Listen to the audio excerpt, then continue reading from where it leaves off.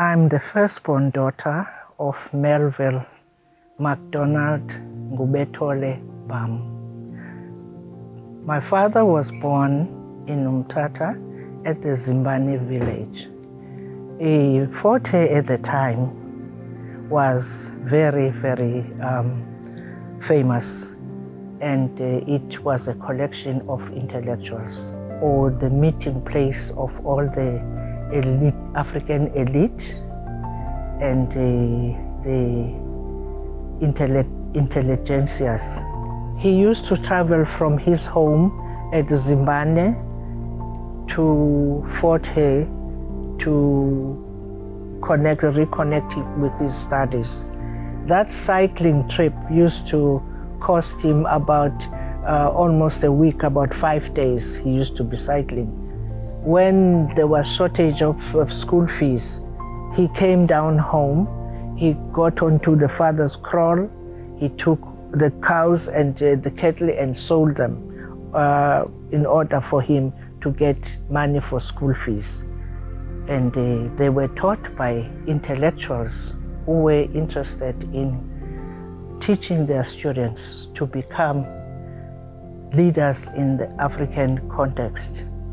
And these students made it their business to take the burdens of Africa onto themselves, because after Fort Hare, they were going into the world.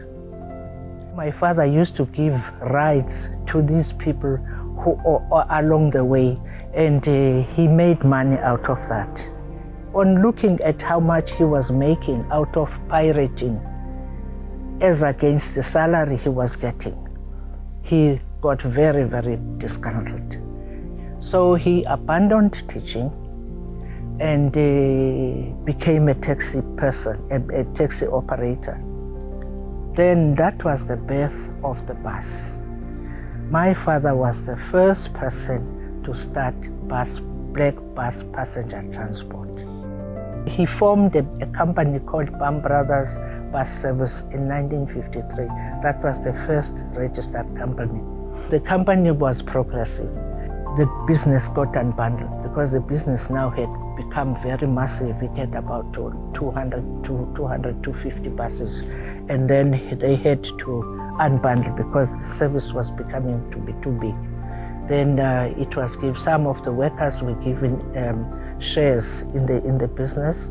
Others were given some of the assets, some of the buses, and some of the routes to run themselves. So that was how he was developing his own workers to become, entrepreneurs themselves. And also my father repaired his own buses. How? He bought a manual to do a diesel engine, to repair a diesel engine. And every time he had to pay to repair, he used to refer to his manual. And even at home at night, he used to read through these books and see how he could fix the buses. He eventually built himself a garage where he was teaching even the people who had not gone to school to do engineering, to repair things. So he had specialists in doing diesel engines, specialists in doing tires, specialists in looking at brakes, specialists in doing springs. So he used to teach people how to do the electricity in the vehicles, how to do a lot of things. He taught them. My brother, who came after me, he enrolled at the University of Fort Hare. I remember we were together in the same class in 1963. Me, I was doing BSc pre-med. He was doing pure BSc. Wayindimele ngento yesikolo. Naxa nginamali ukuya esikolweni, andikhwelisa abantwana abafunda ko-Banningville kusuka apha babekhwela ibhasi free of charge. Leyo ke ibe yi-legacy. That's how he valued education ke utatomkhulu.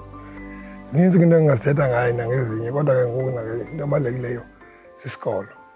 Qinisela ngoku umntu bebesaphila, into yokuqala bezathi esikolweni. Uba kusesikolweni ezibhasini, ube ngumuntu obenjalo. One of the elders proposed that one of the streets in Mthatha should be named after Ngubethole 𝗏𝗏 because he is the founder of transport. Today, people are riding cars, are going their roads, there's everything all over the place. I am the last grandchild, and education was so important to him that it's something that trickled down through to my mother. Not to cast yourself in one suit, but to adventure and find out what it is that you actually have an inclination towards. And I have passed that on to my daughter as well. In education for me, I have spread myself from the Defense Force to finance, to computer science, to medicine. So education is something that we value at home. And on achievement, you are placed up on the walls because it needs to be known that you have the same blood as well. One of the stories that I used to hear over the years was that 𝗥𝗲𝗺𝗵𝗴 report esikolweni for bona, it needed to be a public viewing. Who got what, and how well did you do? It wasn't necessarily a competition, but it was a matter of transparency and that you uphold the same values that came from above, and that must be instilled within you so that you take it on to the next generation as well. I've also gotten my daughter involved in isikolo 𝗥𝗲𝗺𝗵𝗴 Ngubethole Junior Secondary School, in terms of her community service, where she achieved her President's Award based on that as well.